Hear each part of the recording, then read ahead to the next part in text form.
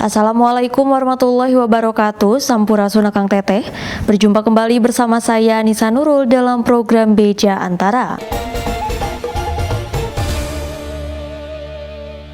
Rektor Universitas Udayana I. Nyoman GDR Antara menjalani sidang perdana kasus dugaan korupsi dana sumbangan pengembangan institusi Universitas Udayana pada Selasa 24 Oktober di Pengadilan Tindak Pidana Korupsi Denpasar, Bali.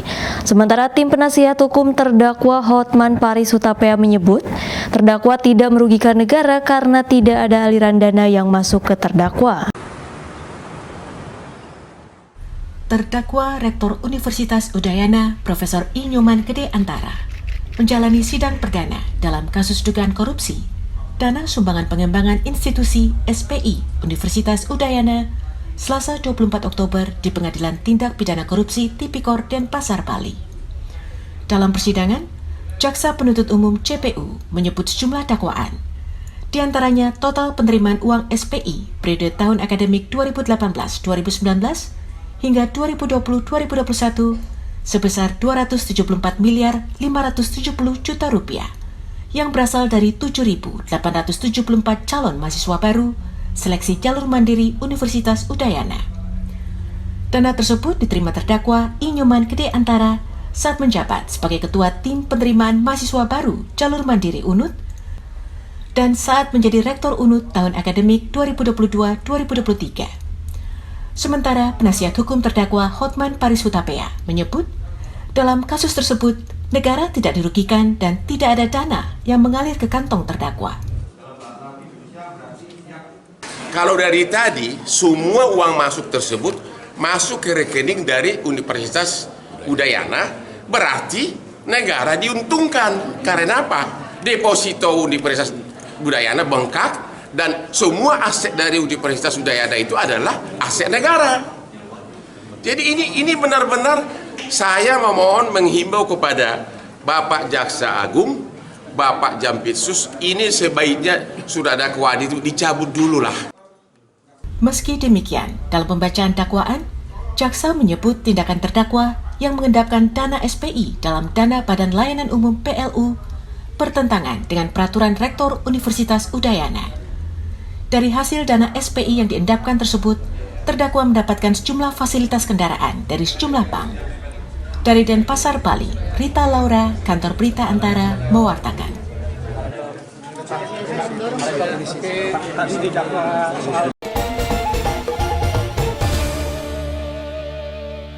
Dirjen Peternakan dan Kesehatan Hewan Kementerian Republik Indonesia mencatat kasus PMK pada sapi saat ini sudah mengalami penurunan sebesar 99%. Meski begitu, dirinya mengingatkan agar kepala daerah di Aceh terus gencar melakukan vaksinasi mengingat capaian vaksinasi PMK di Aceh baru 33%.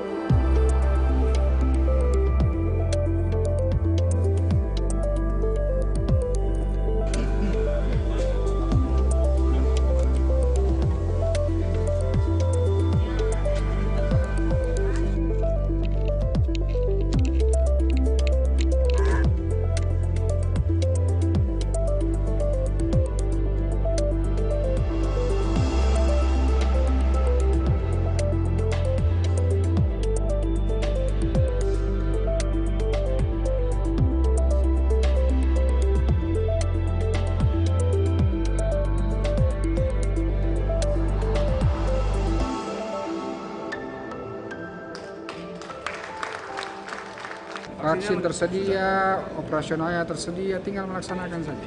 Tahun ini target berapa, harus dicapai berapa untuk Aceh? Aceh kalau tidak salah berapa dari populasi 80% minimal.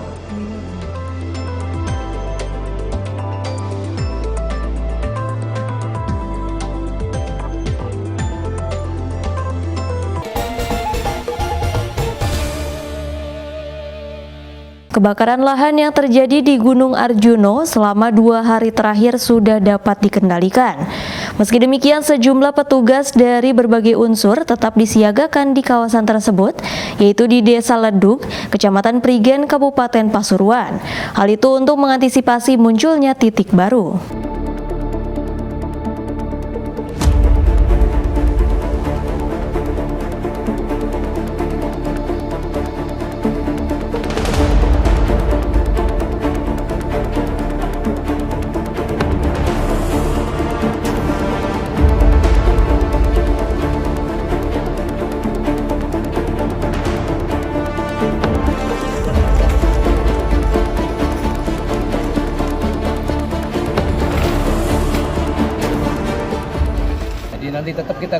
terus karena api itu kan ada di dalam.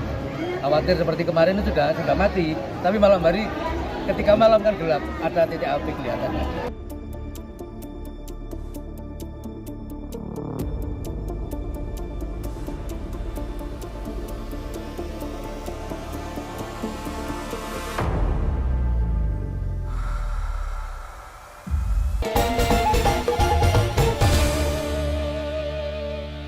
Dinas Lingkungan Hidup Kabupaten Ngawi menutup sementara pabrik pembuatan arang yang ada di Desa Gunung, Kecamatan Geri pada Selasa 24 Oktober. Setelah ditemukan kerusakan pada bagian cerobong asap yang membuat asap dan debu sisa produksi menyebar ke warga sekitar.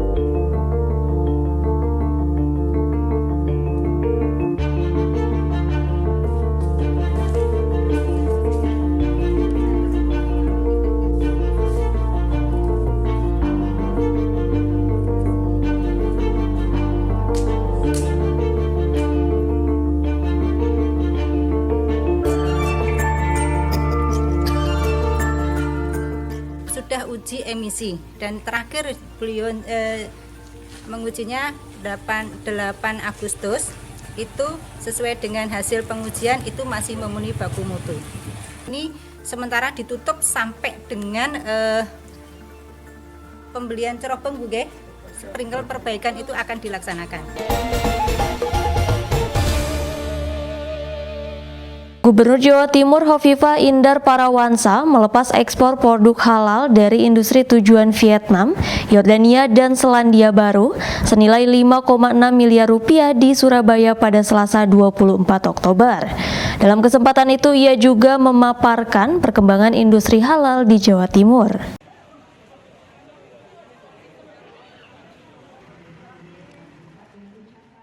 Gubernur Jawa Timur Hovifah Indar Parawansa melepas ekspor produk halal dari industri senilai 5,6 miliar rupiah di Surabaya pada 24 Oktober. Berupa produk makanan ringan senilai 3 miliar rupiah ke Vietnam, produk kacang panggang senilai 2 miliar rupiah ke Yordania, dan mie instan senilai 600 juta rupiah ke Selandia Baru. Dalam kesempatan itu dia menyebut, selama 2 tahun terakhir pihaknya telah berkomitmen untuk memberi kemudahan perizinan ekspor produk halal dari industri maupun industri kecil menengah, serta percepatan pengurusannya. Salah satunya dengan mendekatkan akses pengurusan sertifikat halal kepada industri maupun IKM. Di antaranya dengan mendirikan 44 halal center yang mayoritas dari kalangan perguruan tinggi untuk melakukan pendampingan. Hasilnya selama 2 tahun terakhir telah diterbitkan 188.000 sertifikat halal kepada industri dan 156.000 IKM. Di antaranya diterbitkan melalui program sertifikat halal gratis yang berasal dari 241.000 pemohon dari pelaku industri dan IKM. Tidak semua bisa dilakukan secara self-service. Jadi ada yang harus dilakukan entry secara digital, tapi manualnya juga harus jalan gitu. Selama 2 tahun terakhir pun, lanjut mantan Menteri Sosial itu, di provinsi yang dipimpinnya telah berdiri sebanyak 33 rumah potong hewan dan 44 rumah potong unggas halal, di mana mulai tahun depan, Jatim dapat memasok permintaan ekspor daging ke Arab Saudi yang telah terkonfirmasi banyak dibutuhkan, khususnya saat musim haji dan umroh.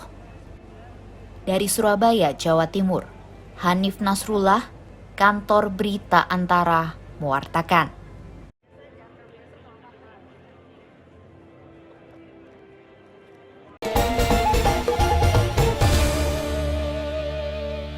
Pemerintah Kota Lok Semawe Aceh menggelar panen perdana cabai merah di Desa Blang Naleng Mame, Kecamatan Muara 1 yang merupakan bekas lahan tidur pada Selasa 24 Oktober.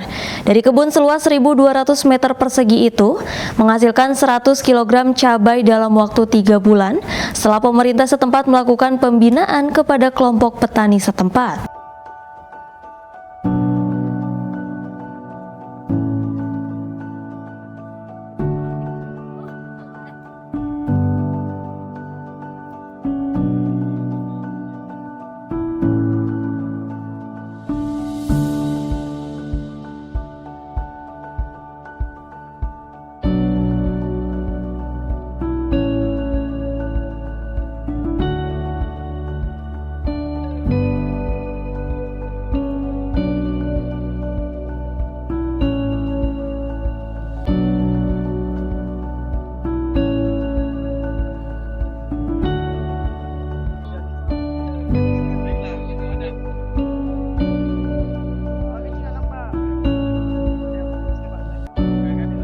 Lahan-lahan seperti ini begitu banyak itu di Lok Semawe.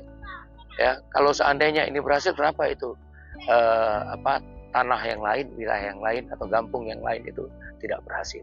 Pendampingan secara ini tadi saya sudah sampaikan juga, ya, subsidi untuk bibit, pupuk gitu. Itu akan terus kita lakukan.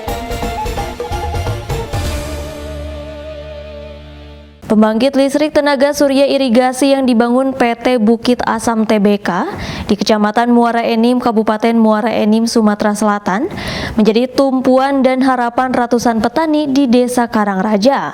Bagaimana tidak, PLTS yang mengairi 35 hektar sawah dengan 121 petani penerima manfaat ini dapat meningkatkan produktivitas panen gabah para petani dari yang sebelumnya hanya bisa melakukan musim tanam sekali dalam setahun, kini bisa memanen padi 2-3 kali dalam setahun. Maupun menitik beratkan pada kedua kabupaten tersebut karena potensi sebaran titik panas.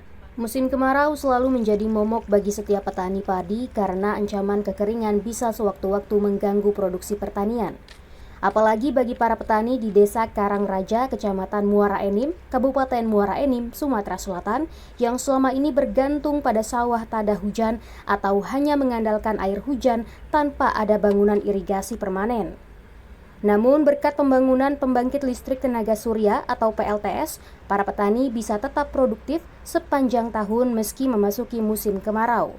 Mereka bisa mengairi sawah dengan memanfaatkan air dari Sungai Enim yang dialirkan 2 pompa bertenaga listrik dari PLTS tersebut. PLTS ini merupakan bantuan dari program Corporate Social Responsibility atau CSR dari perusahaan tambang batubara PT Bukit Asam atau PTBA. Total terdapat 76 keping modul panel surya yang memiliki kapasitas 38 kW peak. PLTS ini menghidupkan 2 pompa irigasi berdebit 20 liter per detik yang berfungsi untuk mengalirkan air ke lahan-lahan pertanian masyarakat dengan pipa distribusi sepanjang 1,29 km. PLTS irigasi telah mendorong pemanfaatan energi baru terbarukan untuk pemberdayaan masyarakat sekaligus menjaga kelestarian lingkungan. Saat musim kemarau di mana petani sedang butuh banyaknya air gitu ya, PLTS ini juga bisa berfungsi dengan maksimal. Ini adalah pemanfaatan energi baru terbarukan yang paling efisien yang diinisiasi oleh Bukit Asam guna mengatasi masalah-masalah mendasar gimana caranya meningkatkan kesejahteraan masyarakat. PLTS irigasi Karangraja dibangun di atas tanah milik warga seluas 15 x 25 meter. Iit, seorang pemilik lahan, secara sukarela mengizinkan lahan miliknya untuk digunakan pembangunan instalasi panel surya.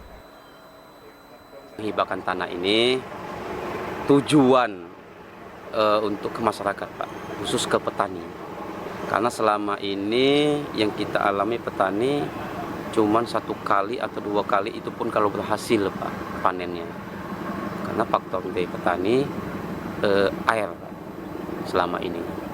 Nah, jadi kami ada dari PTBA menawarkan untuk irigasi, makanya kami ambil itu bantuan itu untuk penghibahan tanah kami siapkan.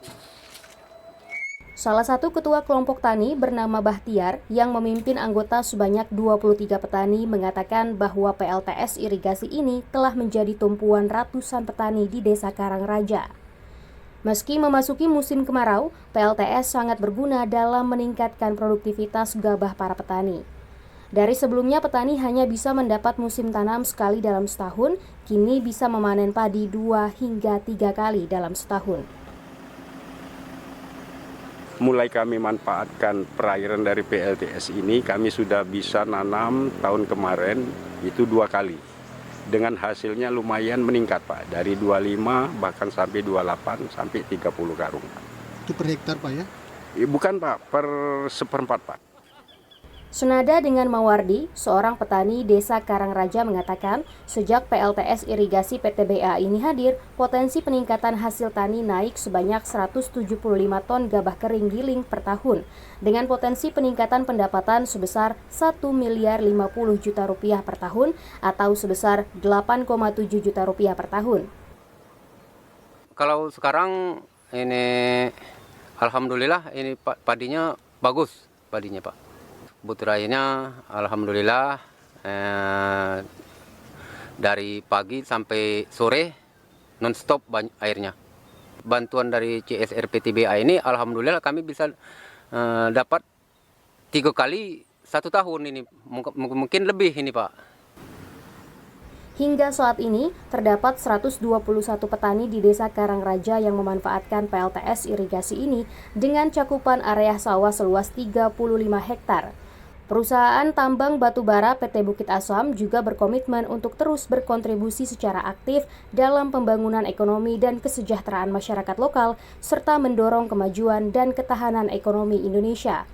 Dari Muara Enim, Sumatera Selatan, Saharudin, Kantor Berita Antara, mewartakan.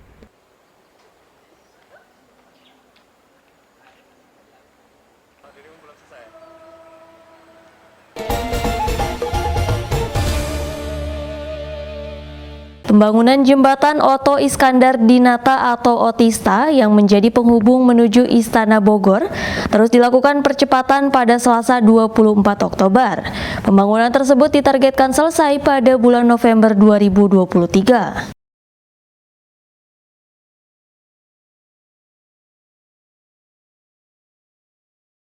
Pembangunan jembatan Oto Iskandar Dinata Otista yang menjadi penghubung menuju Istana Bogor terus dilakukan percepatan.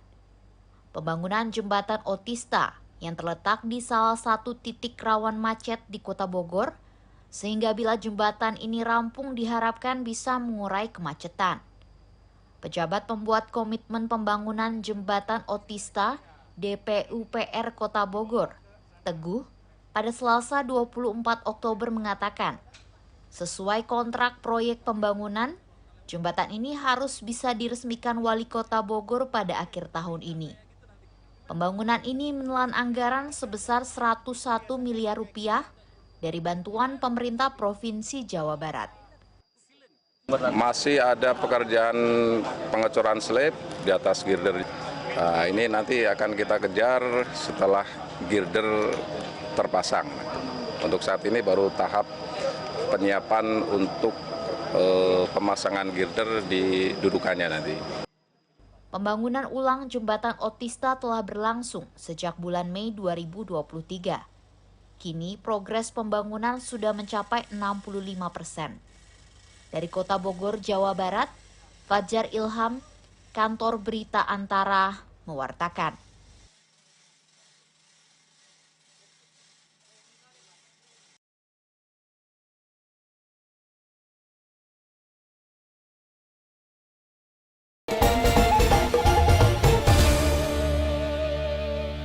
Menteri Perdagangan Zulkifli Hasan mengatakan ada 2 penyebab tidak stabilnya harga pangan, yakni karena Indonesia mengalami fenomena El Nino dan konflik bersenjata antara Israel dan Hamas. Ditemui di Solo, Jawa Tengah pada Selasa 24 Oktober, ia menyebut pihaknya tengah mengupayakan sejumlah hal agar harga kebutuhan pokok bisa kembali stabil.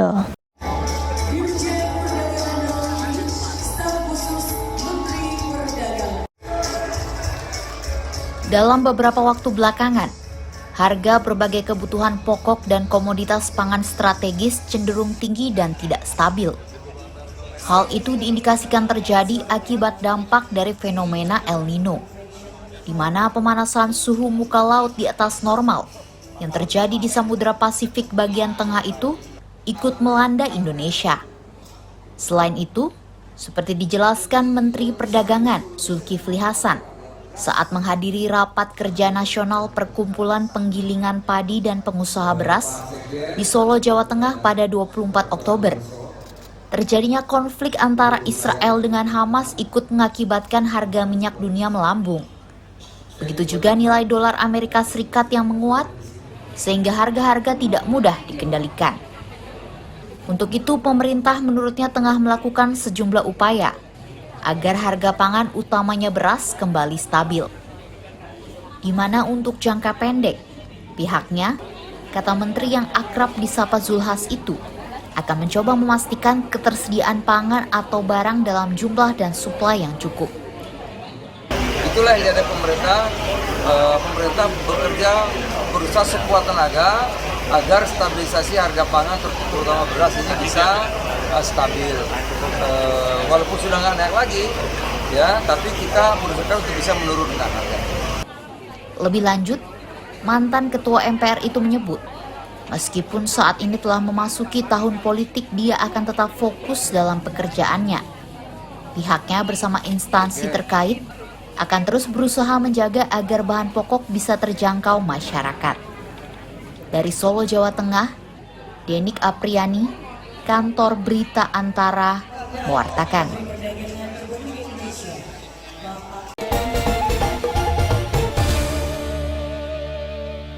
Penanganan musibah terbakarnya TPA Rawakucing, Kedaung Wetan, Neglasari, Kota Tangerang, Banten masih terus dilakukan pemerintah Kota Tangerang pada Selasa 24 Oktober. Wali Kota Tangerang Arif Wismansyah berharap dukungan pemerintah pusat terkait kedepannya dalam hal penanganan sampah dan juga mengantisipasi kerawanannya.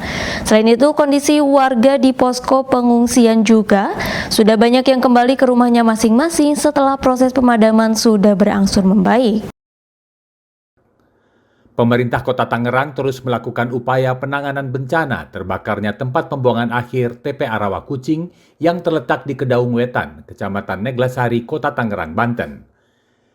Kebakaran di TPA ini berawal dari percikan api pada Kamis pekan lalu. Cuaca kering dan panas membuat kebakaran ini menjalar dan meluas sehingga sebagian warga di kawasan TPA dipindahkan ke posko pengungsian. Pada Selasa 24 Oktober, kondisi di sekitar lokasi kebakaran mulai membaik. Bahkan Wali Kota Tangerang Arif Wismansyah menjelaskan api sudah mulai mengecil. Kebakaran di TPA Rawakucing ini dinilai Arif merupakan salah satu dari 20 TPA yang terbakar selama musim panas di tanah air. Oleh karena itu, ia berharap adanya keterlibatan pemerintah pusat untuk mengantisipasi kerawanan di kawasan TPA agar kebakaran tidak terulang lagi, termasuk di kawasan TPA Rawakucing ini. Makanya kita juga berharap dukungan pemerintah pusat ya supaya bagaimana penanganan sampah ini di wilayah TPA bisa diantisipasi untuk kemungkinan kerawanannya begitu ke depannya. Sejauh ini sudah ada kalkulasi nilai kerugiannya? Belum. Sekarang kita masih kerja nanganin dulu ya. Kita masih bekerja menanganin dulu kebakaran yang ada lah. Nanti habis itu baru kita hitung-hitung. Sekarang yang penting padam dulu, baru hitung-hitungan belakangan. Dengan kondisi yang lebih baik, sejumlah warga yang sempat berada di posko pengungsian kini sudah banyak yang kembali ke rumah masing-masing. Saat ini masih tersisa sebanyak 50 warga yang masih memilih untuk tetap berada di posko pengungsian hingga kondisi pemukiman mereka bisa pulih seperti semula. Dari Kota Tangerang, Banten, Agung Andika Indrawan, Kantor Berita Antara, mewartakan.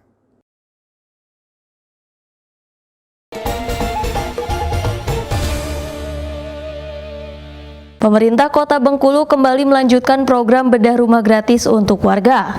Program ini bertujuan untuk membantu warga yang kurang mampu untuk mendapatkan rumah yang layak dihuni.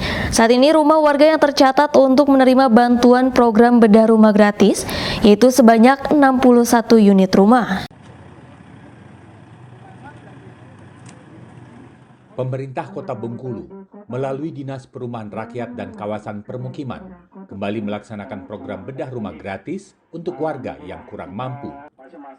Program bedah rumah gratis ini diawali dengan peletakan batu pertama oleh penjabat Wali Kota Bengkulu, Arif Gunadi, pada Selasa 24 Oktober. Adapun lokasi bedah rumah ini pada salah satu rumah warga penerima bantuan di Jalan Gunung Bungkuk, Kelurahan Tanah Patah, Kecamatan Ratu Agung, Kota Bengkulu. PJ Wali Kota Arif Gunadi menegaskan program bedah rumah gratis ini bertujuan untuk mewujudkan rumah layak huni bagi warga yang rumahnya tak layak huni. Adapun penerima bantuan bedah rumah tercatat sebanyak 61 warga yang tersebar di 7 kecamatan di Kota Bengkulu dengan dana pembangunan yang disiapkan sebesar 20 juta rupiah untuk setiap warga penerima bantuan. Peletakan batu pertama untuk kegiatan bedah rumah. Jadi ada 61 warga Kota Bengkulu yang kita bedah rumahnya. Ini tentu salah satu program pemerintah kota bagaimana kita akan melakukan bedah rumah agar masyarakat Kota Bengkulu menjadi bahagia. Pengerjaannya dimulai kapan, Pak? Hari ini kita sudah letakkan pertama, secepatnya akan kita selesaikan. Berkelanjutan, Pak? Ya, setiap tahun kan kita adakan terus. Perasaannya senang gembira dapat. Harapannya sama non? Ya harapannya sesuai bisa di apa namanya tuh tempat tinggalnya bisa di jadi tempatnya nyaman. Kami pengajuan kami sendiri datang ke kantor Perkim sendiri kemarin. Nah itu baru toko itu kantor Perkim itu survei. Survei. Itu kata mandi kami pulau yang daftar pulau lagi. Berapa lama nih? Aduh nunggu sebulan kemarin. Setidaknya tercatat 600 lebih rumah warga di Kota Bengkulu yang berstatus tak layak huni. Pemerintah setempat akan bekerja meneruskan program bedah rumah gratis ini sesuai dengan data yang dimiliki, serta berdasarkan pengajuan dari warga yang membutuhkan. Tim Kantor Berita Antara mewartakan.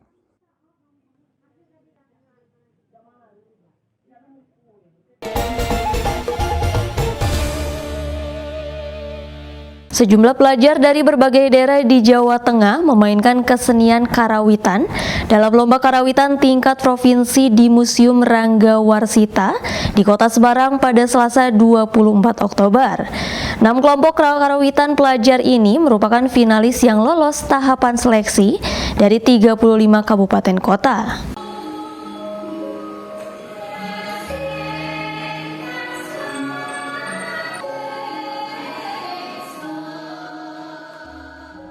Suara gending Jawa mengalun harmonis di Museum Rangga Warsita di Kota Semarang pada Selasa 24 Oktober yang ditampilkan oleh sejumlah kelompok karawitan pelajar. Musik gamelan ini bukanlah sebuah pertunjukan hiburan, melainkan penampilan lomba kesenian daerah. Kompetisi yang diinisiasi oleh Dinas Pendidikan dan Kebudayaan Provinsi Jawa Tengah diikuti 6 kelompok dari daerah yang berbeda di Jawa Tengah. Ke-6 kelompok tersebut mewakili Kota Semarang, Jepara, Tegal, Wonogiri, Banyumas, dan Kabupaten Blora. Mereka adalah finalis yang lolos tahapan seleksi dari 35 kabupaten kota di Jateng.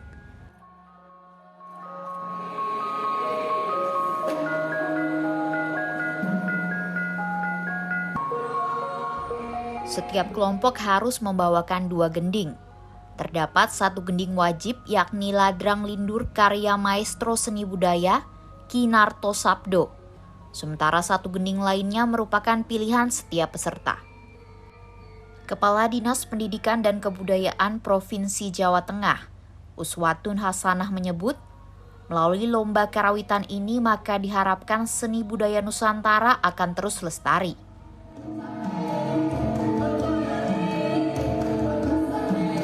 Ini menjadi bagian yang sangat vital untuk terus berkelanjutan kita edukasi, melakukan pelestarian. Salah satu upayanya yaitu dengan mengikuti kegiatan ini. Dan kegiatan ini diselenggarakan pesertanya dari 35 kabupaten kota dan finalnya ini adalah 6. Kriteria penilaian dalam lomba karawitan ini meliputi kekompakan, keselarasan, dan kolaborasi, sesuai dengan kaidah estetik dalam karawitan Jawa. Kekompakan antar wiyogo atau penabuh gamelan sangat dibutuhkan untuk menghasilkan keselarasan irama. Kesulitannya karena saya pemain bonang penerus, jadi kadang kesulitannya hanya sedikit karena saya sudah terbiasa, jadi kadang menyesuaikan musiknya. Lomba karawitan tingkat pelajar direncanakan akan digelar secara rutin di Jawa Tengah. Melalui kegiatan ini, masyarakat khususnya generasi muda diharapkan bisa merawat dan melestarikan seni budaya daerahnya masing-masing.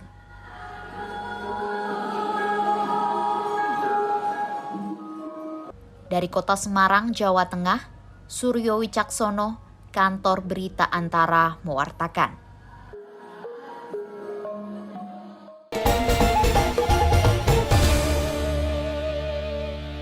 Akang Teteh, demikian Beja Antara hari ini. Tetap saksikan Beja Antara setiap hari Senin sampai dengan Sabtu. Saya Nisa Nurul beserta kru yang bertugas pamit undur diri. Terima kasih. Wassalamualaikum warahmatullahi wabarakatuh.